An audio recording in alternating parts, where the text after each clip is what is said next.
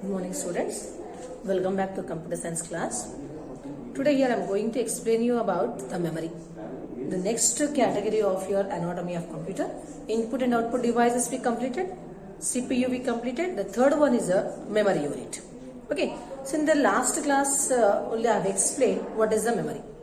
So memory is a storage unit.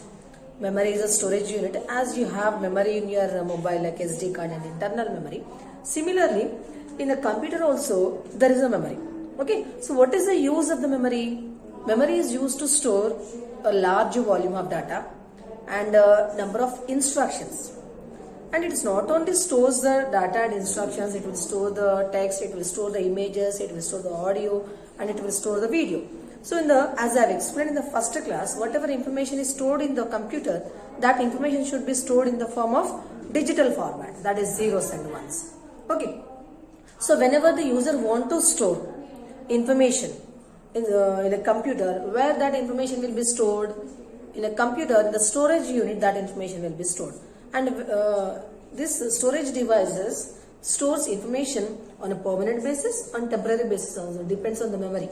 Okay, like if it is a primary memory, it will store information on a temporary basis. If it is a secondary memory, it will store information on a permanent basis. Okay, finally, actually what is the use of the memory? Memory is used to store the large volume of data. Whatever information you want to store, that information is stored inside the system. Inside the system, where it will store? In a memory. Okay, so here memory, you can store different types of content like text, audio, video. So depends on the purpose. Again, this total memory is divided into different categories. One is the primary memory and the second one is the secondary memory. Now we'll discuss about this primary memory and secondary memory. Okay. You can take this diagram for a memory representation. Okay. So here the total memory is divided into different types. Okay. So the types of memory. How many types of memory we have? Two types. Primary memory, secondary memory. Okay. Now again primary memory is divided into four categories. The first one is the RAM, ROM, cache memory, flash memory. Now secondary memory, magnetic devices, and next this will come under optical devices. It is optical actually. Optical devices. Optical devices divided into two categories. One is CD, the second one is DVD. Okay, like magnetic devices divided into four. One is a magnetic disc, magnetic tape, floppy disk, hard disk. Okay, you take screenshot of this. In the exam you have to draw this. Okay, for this they will give you 2 marks. The total memory is divided into two categories. One is the primary memory, the secondary memory. Again primary memory is divided into four categories. RAM, ROM, cache, flash. Next, the second memory is divided into two categories. One is the magnetic devices. The second one is the optical devices. Magnetic devices again divided into four categories. Magnetic disk, magnetic tape, floppy disk, hard disk. Next, optical devices divided into two categories. One is a CD and the second one is a DVD. Okay. Take screenshot of this.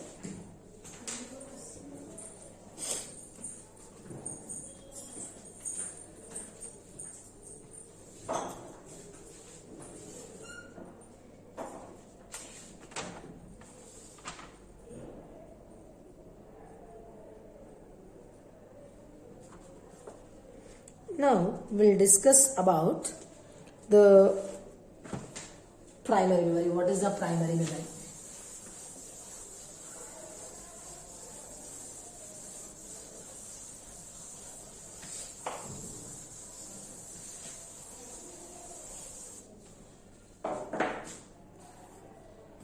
Now primary memory. What is the primary memory?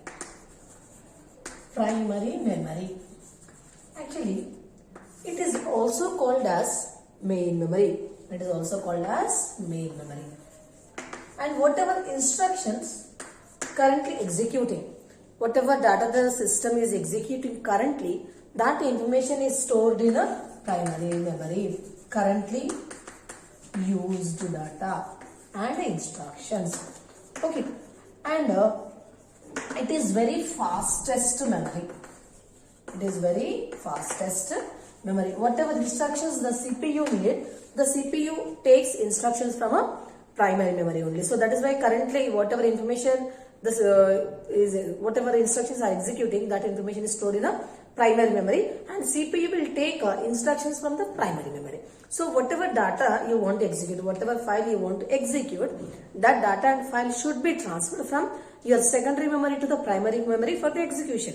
Why you should transfer your data from secondary memory to the primary memory? Because the CPU will take information from the primary memory. So whichever file you want to execute, that should be in the primary memory. Okay, who will execute your program? CPU will execute your program. From where the CPU will take the instructions? From the main memory. So whichever program you want to execute, that should be transferred to primary memory. If it is there in the primary memory, it will be executed directly. If it is not there in the primary memory, wherever that program may be, wherever that source of the program may be, that file should be transferred from the source to the main memory. Understood? It is the fastest memory, and compared to the secondary memory, it is expensive. Okay, means it is a cost. And it is called as a volatile memory. Volatile memory means when there is no power, it won't work. Whatever information is there on that primary memory, that will be erased. Okay, so primary memory is the main memory. Why it is called as a main memory means the program execution, so the CPU will take the instructions and the data from the main memory only. So whatever program, whenever the program want to execute, that program should be in a primary memory. So that is why primary memory is called as a main memory. And so currently used data and instructions are stored in a primary memory. It is the fastest memory, and the size of the primary memory is very small. The size of the memory is very small, but the cost of the primary memory is means it's more compared to the secondary storage devices. And it is a semiconductor memory. It is a semiconductor memory. Only thing is, what you have to remember is, whenever user want to execute any program, that program should be in the main memory. Okay, CPU it fetches instructions from the main memory only. Clear? And the size of the main memory is very small, and the cost of the main memory is it means it is little bit expensive compared to a secondary storage devices. And whatever information you have stored in the primary memory, that will be volatile. Means if there is no power, the content will be lost, whatever is there in the primary memory. Okay, so this is about primary memory. You take key points of the primary memory.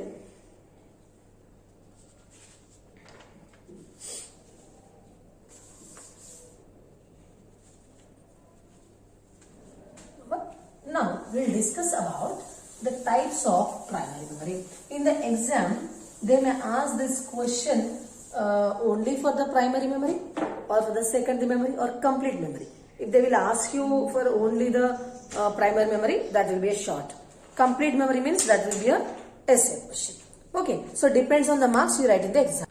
Now you take a screenshot of this. Primary memory is again divided into two categories, RAM and ROM. Again, RAM is divided into two categories, static RAM, dynamic RAM. And ROM, PROM, EPROM, EEPROM. Okay, you take screenshot of this.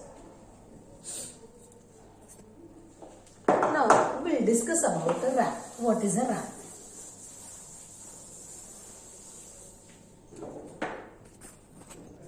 So, here now we'll discuss about the RAM. What is the RAM? RAM stands for Random Access Memory. So, whatever files are there, that files can be accessed randomly. The second one is a temporary memory. Temporary memory means when there is a power off, whatever content is there on the RAM, that will be erased. Okay. Next, it stores OS and a user program. Example, this is your RAM. The total memory is divided into two parts. One is for a operating system and the second one for a user space. So whatever programs currently the user is executing, all those programs are stored in a user space. And all the operating system programs should be stored in a operating system block. So here the user won't get the permission to access this block, but operating system can access the user program, because operating system is the administration department. So whatever whatever programs the user executing, whatever files the user is modifying, all those information is maintained by the operating system. So operating system it monitors the user programs. Operating system can execute, or it can see the programs of the user, but user cannot modify the programs of the operating system. Okay, the total memory is the total primary memory is divided into two things. One is one part for a operating system and second part for a user space. Okay, in user space, whatever programs the user is created, all the user programs are stored in a user space. All the operating system programs are stored in a operating system block. So here, actually, whenever the user starts a program, execute the program, starts execution of the program. Example, this is your CPU. CPU will execute your program, but CPU will take a programs from a primary memory. Okay, this is a primary memory.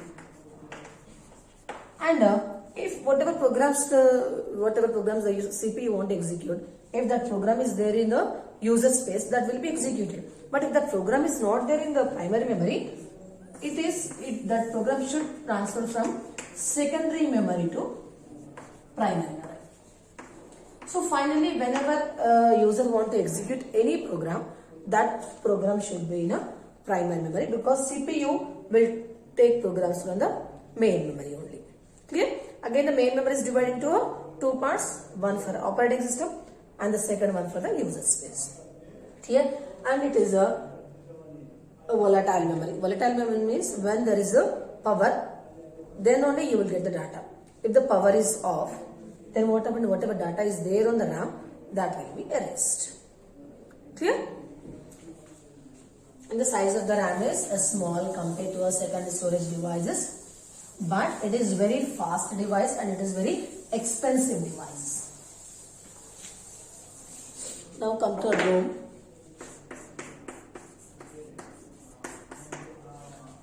ROM stands for read-only memory. Read-only memory. Read-only memory means whatever programs are there in this chip, that can only read by the user, that cannot be modified by the user. If the user trying to modify also, he will get an error. He won't get a permission to modify that memory. Okay. And who will design this memory is the manufacturer. The manufacturer who designed the system devices and all, that person, that manufacturer will design this program. He will code that program. Manufacturer will code that program. And in this what happened is, what information will be stored. Example, when you connect any devices like a keyboard, mouse, monitor, printer, the software of that device, means for every device will get a program, a software. If that software is run inside the system, then only the device will work. Okay, means how to use the device, how to operate the device, all those instructions are stored inside the software only. So whenever you are connecting any device, the program, the software of that program should be loaded into the system, and that software is not modified. Okay, for a system we have a different devices like a keyboard, mouse, monitor. For each and every device you need to store the software of the device. If you load the software, then only that device will work, otherwise that device will not work. So whatever devices software you are loading, that are called as the drivers, all those should be stored inside the ROM. Okay, so whatever information stored inside the ROM, that is permanent, and it is non-volatile memory. And this software is designed. This software means this chip is designed and manufactured, and whatever program is there, that is run by only once, and that by the manufacturer. Okay, whoever manufactured that program, only that person will design this program. and he won't give the permission to modify that programs. Okay, and these programs are designed only once when that product is designed. Okay, when that product is manufactured. Okay, and as a read-only memory means the user can only read the data. He cannot modify the data, and this program is designed only once by the manufacturer. Clear? And it is a non-volatile memory, means whatever content is there, that content is permanent in nature. Okay, there is no power also. Whatever content is stored inside this device, that will not be lost. And in this software, you will get information about how that device will work, how the computer should operate that device. All those information you will get in a read-only memory. Again, this read-only memory is divided into three categories. One is a PROM, and the second one is a EPROM, third one is a EEPROM. Okay, first one is a PROM, second one is a EPROM, the third one is a EEPROM, double EPROM. So here ROM is divided into three categories: PROM, EPROM, double EPROM. Here PROM stands for programmable read-only memory, and this is designed only once. This program is coded only once, and that cannot be modified. Okay, and it is a non-volatile memory only. Okay, and the second one is a erasable programmable read-only memory. Okay, and depends on the requirement. Sometimes this type of memory can be erased. Example, speakers settings you have changed, so that is erased. Okay, means the programming of that speaker is modified. So such programs are called as a electrically erasable programming read-only memory. But that program is erased by using a ultraviolet light. Okay, so it is means many times you can change this program, but there should be a ultraviolet light. Using that only these programs can be erasable. The next one is EPROM, double EPROM. It is similar to erasable programmable read only, but it is a electrically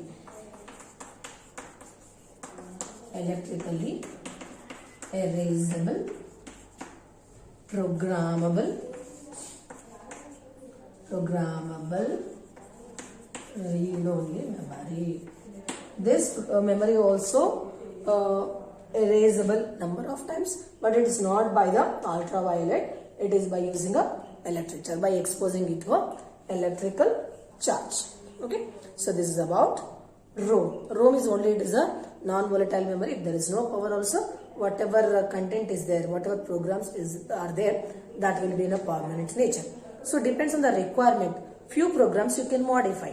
Okay, in that some programs which are related to your operating system, that cannot be modified, that will come under the PROM. Few programs like settings of a different devices, that will come under EPROM. That EPROM, it is electrical, means if any program is erased by using ultraviolet, that will come under EPROM. Same program is modified by using it is electrical, by exposing it to electrical charge, that will come under double EPROM. Okay, so this is about your ROM. Now we will discuss about the next one, cache memory.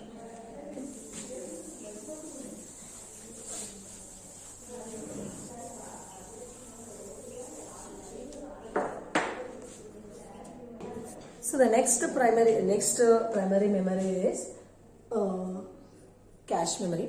The cache memory, actually it is a one chip, it is a semiconductor memory where the data is stored. So primary memory stores the data, secondary memory stores the data. But what type of data the cache memory will store? Okay, actually it acts as a buffer or intermediate between your primary memory and the secondary memory. Example, you are executing one program A.C or A.doc number of times. So frequently, every 2 days, 3 days, you are executing same program. So if you are executing any program frequently, then what operating system will do is whatever programs the user is using frequently, that type of programs are stored in a cache memory. Okay, so the recently and frequently used documents are stored in a cache memory. So whenever the main memory is searching, the CPU is searching for any program, then what happened? First, the main memory will search, the CPU will search in a cache. If it is not there, then it will search in the primary memory. Okay, so only the thing is the frequently used files. The frequently used files are stored in a cache memory. Okay, for the quick access, for the fast access, the frequently used files are stored in a cache memory. And compared to our registers, the size of the cache memory is big, but compared to our RAM and the secondary storage devices, the size of the cache memory is small. Okay, now we'll come to the characteristics of cache memory. It is a semiconductor memory. It is a buffer between CPU and the memory. It's a buffer. It is a place where the frequently used files are transferred from your secondary storage device to the cache memory. And CPU will take frequently used files from a cache memory. Okay, so whenever a user is using any file frequently, then what happened? That file is transferred from your secondary memory to from a hard disk to your cache memory, and the CPU will first search the required file in the cache memory. If the file is exist in the cache memory, directly it will execute. Okay, so that is why it is called as a buffer between your CPU and the memory. Next, frequently used programs only it will store.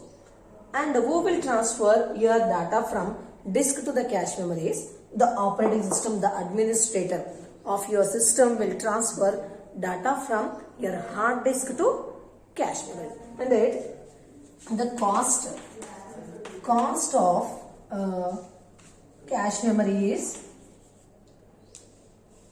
it is a cost effective. You can write this as a cost effective compared to the other devices, and it is a very fast accessing device. Using this cache memory, the CPU can execute programs and any information quickly. Okay, because CPU can directly contact with the cache memory. Okay, so this is about your cache memory. Cache memory is nothing but it is a buffer between your CPU and the memory. So whatever files frequently used, that files are transferred from your memory to cache memory so that can be executed very quickly. Okay, because whenever the CPU won't execute, where it will search? In the cache memory. Understood? So this is about your primary memory, and one more memory is there, flash memory. Flash memory is like in a pen drives in USB. Using a pen drive also stores the data, and when you connect a pen drive to your system, whatever data is there in that pen drive, that is transferred to your system. So what type of memory the pen drive is using? That is called as a flash memory. That can be easily moved from one place to another place, and flash memory is electrically erasable. Means whenever you connect your USB to your system, whatever data is there in that USB in the pen drive, that can be transferred from your pen drive to your system. And after transferring, if you want to store the data, you can store. If you don't want to store the data, you can erase it. So flash memories are electrically erasable device. So in a flash memory, the data easily transferred, and and storing also it is very easy, and it is not compulsory that you should connect that devices to your system. Whenever you want to connect that device to your system, you can connect. Okay, so this is about your primary memory. In the next class, we will discuss about secondary memory.